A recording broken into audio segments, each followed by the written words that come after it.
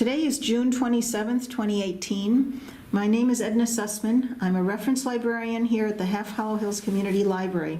We're interviewing Morris H. Gurak, a Korean Army veteran, as part of our Veterans Testimonial Project and in collaboration with the Library of Congress's Veterans History Project. Thank you so much, Marv, for your service and for participating in our project. Well, thank you for inviting me. Marv, where and when were you born? I was born June 4th, 1934. And who were your parents, their names, and what they did? Well, Hilda Gurak was my mother, and Saul Gurak was my father. He was a furrier. My mother was a housewife. And did you have any siblings? A sister, Seal. Seal. Was she in the service? No. So what were you doing before you entered the service? I was in high school.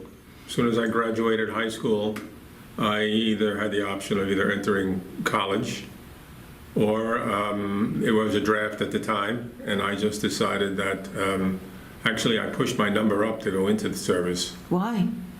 Because I just was not really ready for college at the time, and although I knew they would call me eventually, I just felt that it was timely. And a friend of mine, actually a couple of friends, we all pushed our numbers up Really? to get in a little bit earlier.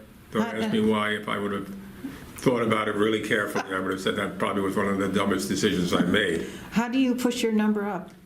You just call the draft board and tell them that you have a number that you can just as well take me now rather than waiting for me to be sent that letter. So did you have a choice of which branch you wanted? Not really. Oh. If I did, I really didn't know it. I really didn't know a hell of a lot at 17 and a half, 18. Had you finished high school? I finished high school. Okay. And I was glad to finish high school. I wasn't the best student in the world, and that probably was one of the reasons why I didn't continue on to college. I just needed that time lapse. Sure. And I thought the Army would be the place to go. So the Army is the one you enlisted into? Right, right. So why did you choose that specific branch? Well, I guess I was a little bit gung-ho, as a lot of us were at that age, at that time. I guess that John Wayne syndrome kind of prevailed in our thoughts and minds at the time, and thought it would be the thing to do, pack a rifle or a sidearm and go out there and kill some gooks, as we called them at the time. That was 50, what year was that? Well, that was actually 52, the end of 52. I went in January 53. Oh, okay. And, well, that's pretty much what got me started. So what happened when you departed for training camp and during your early days of training? Well, I took basic at Indiantown Gap in Pennsylvania. I didn't know it at the time, but that was proving grounds for going to Korea. Oh. It was fairly mountainous, and the terrain was pretty similar to what Korea. Really? Yeah. And that's pretty much where it was. It was cold at the time, which also simulated what the weather would be like when I was in Korea. And nobody really knew. Some of my friends were lucky enough to draw Europe. I wasn't one of the lucky ones. And, I thought it was the place to be at the time. There was a war going on, and it just felt like it was time for me to go and do my part. Serve, wow. Do you recall your instructors? What were they like? Well, drill sergeant, don't forget, I was a kid from Laurelton, Queens, who, came out of a Jewish background and, really didn't know a heck of a lot. And I was thrown into this mix of blacks and Asians and Spanish and guys from the South and a whole different breed of animal that I knew of. And it was just difficult initially to grasp the whole situation. Did you feel uncomfortable, or was there any kind of anti-Semitism? Well, there was anti-Semitism. At that time, I was 225 pounds. I'm now 180, so I was 45 pounds. I was a pretty big guy. So they didn't mess with me as much. I felt there actually was more anti-Semitism when I was in Korea with some of the guys that I was with who were not 220 pounds, who were smaller and more susceptible to taking abuse than I was. I wonder why. Why more? Because they were smaller, do you think? Yeah, probably. Yeah, they just got, although it was a combat situation, we got names that were thrown out there. I guess it was part of their vocabulary, and they pretty much accepted it. And I, of course, as I said, was a pretty big guy, so I didn't get as much abuse as they did. Did you notice if the other groups, Black, Southern, Hispanic, did they also have problems with race? Not as much as the Jews did. That's my recollection. There again, I can't speak for them. And although there was a few blacks in my group, most of them were pretty straightforward guys. And after a while, we all got to work well. You did? Yeah. What were the instructors like? Do you remember? In basic training? Yeah. They were tough. I mean, basic training was an 8-week crash course. They put you through the necessary drills that you do with live ammunition when you're crawling under barbed wire.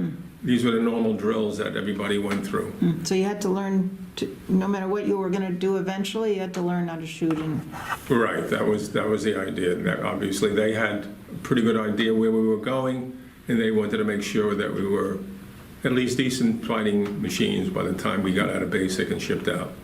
Well, after basic, you were shipped directly to Korea, or did you? I had a slight R&R of a week or two. And then, where did you go during that? At home? Home. There again, this is my first time really being away from home. So I was certainly homesick while I was there. I found out what homesick was when I was 10,000 miles away. Wow. But that's what it was. And then I took a train, as we all did, to Seattle, Washington. Oh, how long did that take? That took about 2 to 3 days to get there.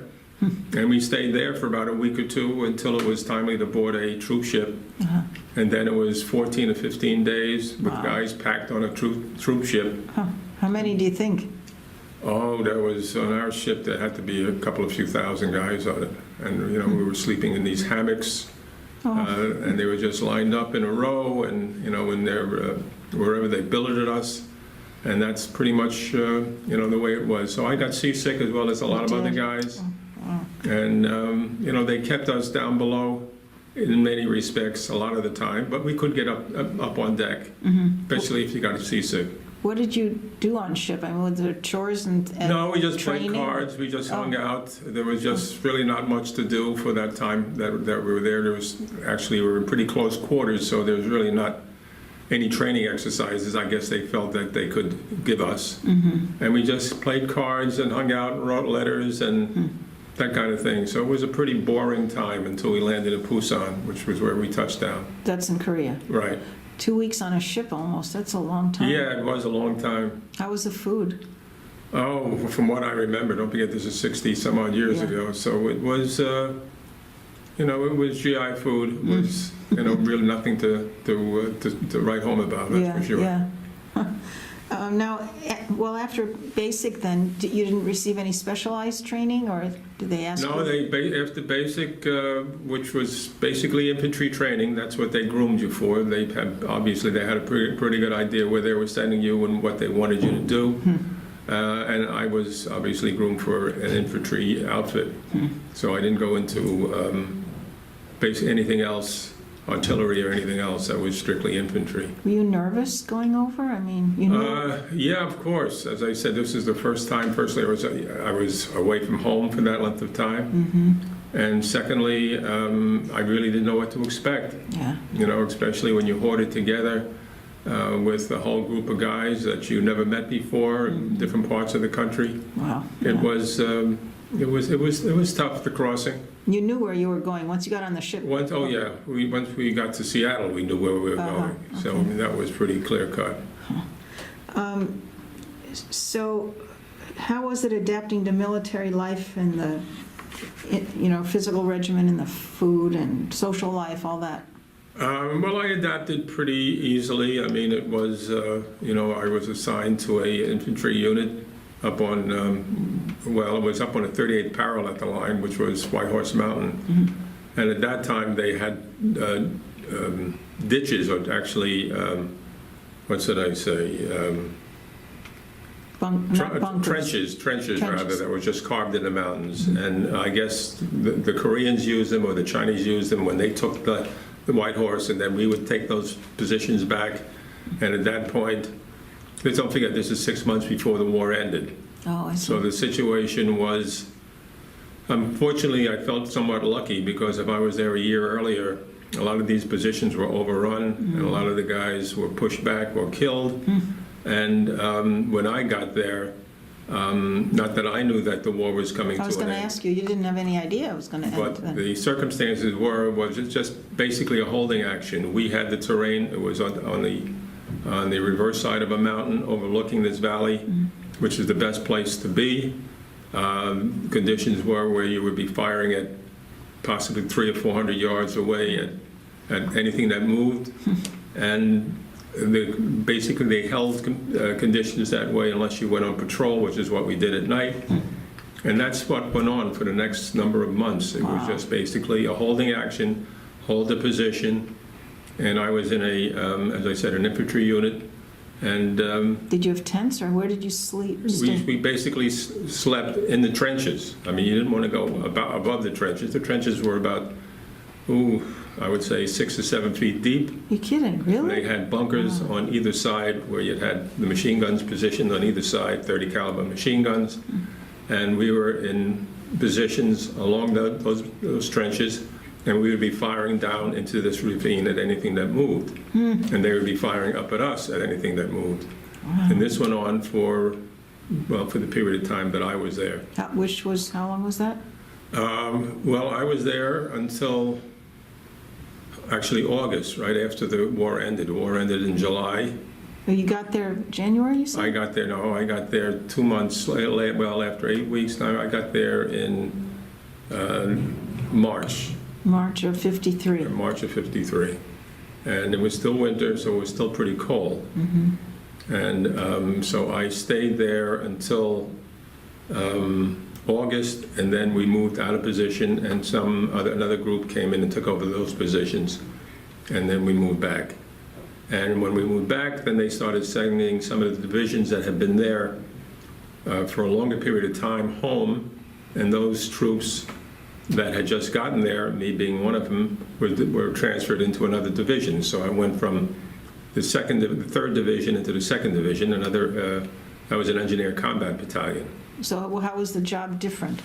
Well, we were building at that point. They didn't need us on the front line anymore, so we were building roads, we were building trenches, and we were using South Koreans or captured North Koreans to do it. Really? Huh. And we were supervising them I did that for a number of months. I don't understand. How do you sleep in that and eat and clean, and how do you do all that? Well, you really don't. You can not shower for a week at a time, and you adapt to living like a Wow. A soldier. Yeah, right. So And when you're up on a line, it's even a longer period of time where you're not showering at all for weeks at a time. did you have food rations? Each one had their own, or how did that We work? would cook within the trench itself. Oh. I mean, that's where we would get our supplies sent into or brought into, usually at night. How do you That's cook? where we would eat. There's a way to cook. Well, you'd have a little, almost like a Bunsen burner Oh, that yeah? you would cook Oh. from. And you didn't want to have anything lit to any degree, so usually it was done at the bottom of the trench, is where you did your cooking. And that's pretty much what you did. You eat a lot of K rations, a lot of C rations, which are pretty much prepared. You just eat them out of the can.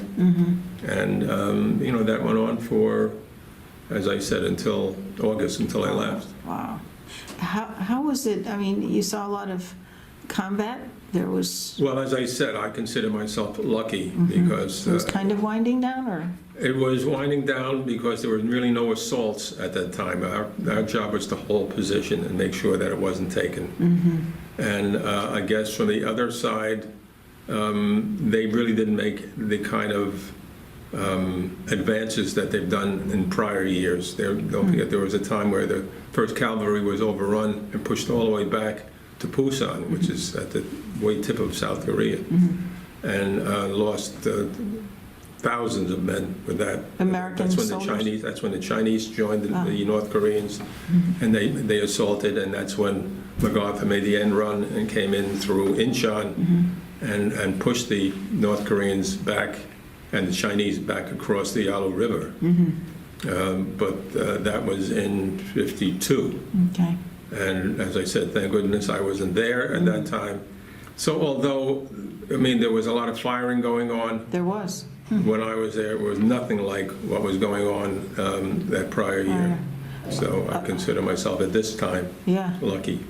I mean, you were always ready to being in a trench? You had a gun ready and you were Oh yeah, you had a weapon on you all the time. all the time? Don't forget, they would try and sometimes at night to invade or, send invaders into the trenches to try to Oh. kill whoever they could. Wow. And so you had to be on guard all the time, and that's the way it went for those months that I was on the line. How was it? I guess you'd take turns being on guard and others trying to sleep? Yeah, that was the routine. I mean, everybody pulled guard. I mean, at least it was 4 hours on, 4 hours off kind of thing. Wow.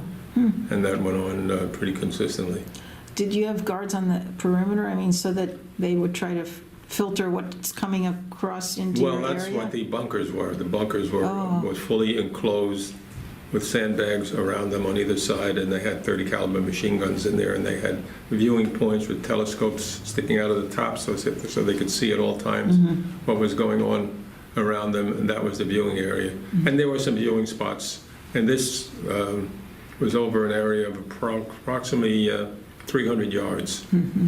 And basically that's where we just had to stay until, and it was usually, this is just a small company of roughly 80 or 90 guys, All in the same area? all in the same area. How do you see at night? Or how do you guard against Well, you in didn't the dark? have the night vision stuff that they have today. Sure. So it was just a matter of just being on guard and just making sure that nobody infiltrated into the area. And when they did, you either had to get out of the trench real fast because their job was, of course, to take you out, or lob a grenade or something else at you to try to get you out. And but as I said, the war seemed to be winding down. Not that we knew it, but the pace seemed to have slowed down dramatically. Still, you have to be on guard all the time. Right. So it was nothing, as I said, like it was in the prior years of 51 or 52. Why do you think it was, I mean, at that point, I don't know politically, but winding down at that time? It had been going on for a couple of years already. Well, the negotiation must have been going on, which we didn't know about at Panmunjom. And that probably was, I mean, these things I'm sure are not decided overnight. Right. So that must have been going on for quite a while. So apparently they knew that some sort of truce was in the offering, Oh, I see. but everybody still had to stay on their toes. Sure. So they didn't want to sacrifice a lot of people because they had hundreds of thousands of dead and casualties, the North Koreans and the Chinese. I think we lost over 30,000 Yeah, men. a lot. And so there was no point in launching a real big offensive to try to take our position and move everything back, since they knew that things were being in negotiation. I'm making these assumptions after, Yeah. after the fact. Makes sense. But did you know of anyone who didn't come back with you to the States, that didn't make it back? While you Most were of the there? guys that I was with, they all came back. So That's good. we were fairly lucky. A couple of guys may have got injured to some degree, or got some shrapnel, but nobody got killed. Did you get injured? Were you injured? No, Oh, thank no, God. not at all. How did you feel about just being there waiting to shoot? I mean, it's, It's what I expected. It's what I was Really? trained for. It's what I was looking forward to. As I said, I had this John Wayne outlook at the time, and it was that in itself was something that was accepted. I knew that's what I was supposed to do, and I was looking forward to doing it. I mean, it's when you think about these kids playing video games, Yeah. it's the same thing. They just love doing it and taking out the adversary. oh, I see. I get this analogy. Good. So there was really not any off-duty time. You were always on. You were for those 3 or 4 months that I was on the line, sure. That's. I mean, you didn't have any R&R, you couldn't go away. I did go away after, but way back, After. I mean, in the end of 53, I got an R&R and went to Japan for a week or maybe just a little bit longer. And so that was fun, that was exciting, and Japan was the place to go. It was like a whole different world to me. Once you were in Japan, once you came back from Japan, then how much longer were you there? I was there, I was in Korea for a total of 15 months. So I must have been there for at least 7 months, maybe 8 months. More? After? After I came back from R&R. Right. Yeah. So what did you do then? Then it had... There again, I was transferred. As long as I was putting in the time, they had me. I was put into different outfits. And as I said, the last outfit was a combat battalion, which is the engineer combat battalion, building roads. How'd you know how to do that? I didn't know. Oh. It was just a matter of, don't forget, we had all this manual labor, these North Korean captured and the South Koreans, and we used them, and we were just overseeing them and making sure that they did the job. And there must have been some, don't forget, I was a grunt. I was 18 years old and didn't know squat just out of high school. Yeah.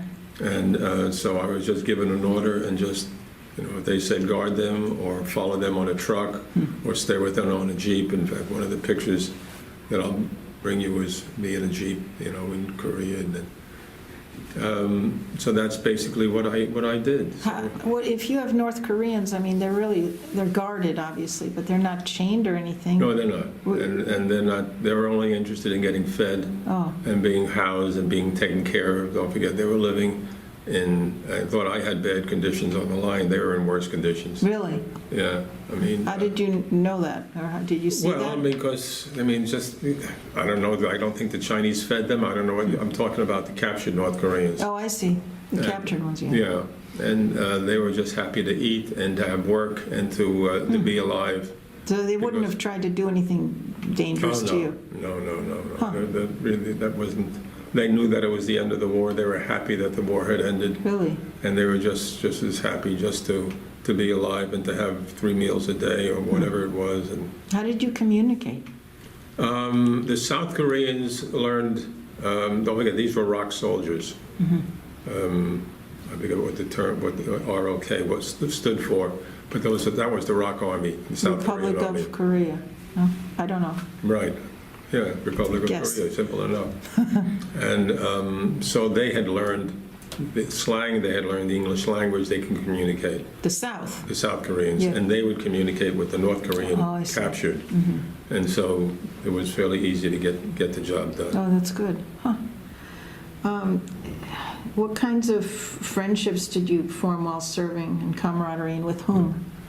Well, actually, I wish I would have had the pictures because it would have shown you the guys that I had buddied up with in the Army. And, one guy came from Oklahoma, another guy came from Missouri. We became good friends. Another guy came from Westbury, Really? Queens, Oh, my. and Long Island, rather, and we became good friends. Did you maintain that friendship once you got back? Only for a very short time, until we all adjusted back into our lives. And I became friends with a Polak from Chicago that we were we were tight, and we were very close. Nice. And, it just, there again, we got married, everybody got married, Yeah. developed families, and everybody went their own way. How did you stay in touch with your families over there while you were over there? Thank God I had a cousin in Philadelphia who had, because I was very homesick, You were? Oh. especially when I rotated back and a lot of time on my hands. I would write to her, and she would have her girlfriends write to me. Oh, that's nice. And it was, and those girls I met when I got home, and I went to Philly and Oh, you saw did? Doris and That's saw nice. the girls and dated them for a while. Really? And it was a real lifesaver because it was important to have that Connection. Contact, yeah. Did your some relationship. family, right, your sister and parents? Yeah, my sister was 6 years younger than me, so I mean she was. She was young, 11, 12. Yeah, she was 12 years of age. So, and my father was not a writer. He was from Eastern Europe, so his job was, he was, 16 hours a day in the car business in my town in Laurelton. But my mother and I would communicate and write to each other. And Was she born in the States, your mom? yeah, she was born in Philly. In Philly. Right. And when you were off duty there in this other unit, did you have any more time for recreational or travel? Oh, yeah. Well, I didn't travel. There was no place to travel No. to. I wish I had gone to Europe because all the guys that I know that were in Europe, toured Europe, went to France, went to Germany, went to all these exotic places that you dream about, and had a terrific time Really? in service. And I, of course, envied that end of it. But as I said, they were lucky enough to draw that tour of duty. Right. So when the war ended, where were you? Were you still there? When the war ended, well, I stayed in the same position on White Horse Mountain until August Okay. of 53. 53. And then I went offline and back to another division. That was the second division, the Indian Head Division. I don't know whether you know any of that stuff. No. And I was with them for the balance of my time in service. So were you there when the war actually ended? I was on the line when the war ended, when I got word that that a truce had taken place. Yeah. So when did you come home then? I came home in January of '55. Oh, wow. You were over there 2 years? Almost. No, I was over there. Let's see. I'm sorry. 53. No, January. January '55. I went in '53. Oh, 53. Yeah. Right. Wow, that's a long time to be away from your family. Yeah. How did you return home? By ship again, or? Yeah, troop ship again. Same routine as when I went out there. Nothing had changed, and I landed back in Seattle, and then took a troop train home, and into Camp Kilmer in New Jersey, and stayed there for 48 hours. And then you went back to New York, Queens? I went back to Queens, right. Went home. How were you received by your family and community? Well, I remember I had a duffel bag on my shoulder, and I was walking down. Took the Q5 bus from Jamaica to Laurelton, and it was turning. The sun was going down, and then I walked to the front door, and I didn't tell them that I was You home didn't yet. tell them, really? No. They had no idea? They had no idea that I was back in the States. And I just knocked on the door, and my mother answered, and of course, all the tears from both sides were shed, and it was quite exciting. Wow. How was it adjusting to civilian life? It was. I guess it wasn't that tough adjusting. I mean, of course, I had to find myself a job, and I wound up going to work in the city for some insurance company down on, I forget the name of what street it was, downtown around Wall Street. And as a stock boy, nothing big. And then I enrolled at City College and went to school there for a semester. And then I transferred out to Hofstra, really? which was closer, and went to school there for a semester. And then I went to the Warbell School of Insurance, which was in Garden City, to become an insurance agent. As you can tell, I really had no idea of what I wanted to do. So you didn't have any drawing to either any profession? None whatsoever. None whatsoever. And that's basically what I... You stayed in insurance? No, not at all. Not at all. I didn't do that at all. In fact, I always wanted to be in business for myself, and I started business with a chemist, and we developed a product called Plastilite, liquid plastic that you could spray on upholstery. We sold that to A&S, if you remember A&S, and some of the other department stores. And that business didn't go anywhere. And then I went into the kitchen cabinet business and started to learn. I was working at number 1, where was it? Park Avenue, and selling Youngstown cabinets, which were steel metal cabinets. For kitchens? For kitchens, and did that for a while. But I've always had a desire to be in business for myself, and so from that I developed a partnership, and we started manufacturing Formica cabinets. And at that time, the island was just starting to get going. Right. And I was selling to a lot of the builders out here, and Dix Hills, and don't forget, I stayed in that business for 15 years. Wow. And got out of that, and then went into, you remember Rayco auto seat covers? Yes. Well, I owned one of those in Fordham Road, and as you can see, I've got a very checkered background. And I did that for 5 years, and then they had another location in Manhattan. So I bought that location, and then people stopped putting plastic seat covers in their cars and stopped buying convertible tops. And I converted it into a hard good business, doing mufflers. Wow. And then Firestone was looking for a dealership in Manhattan, and I happened to have the right location for them, and so I became a Firestone dealer. Oh, And I did wow. that for 25 years Really? until I retired. That's amazing. How did you know how to do all these different It things? was just a matter of hiring the right people and getting, I was not a mechanic.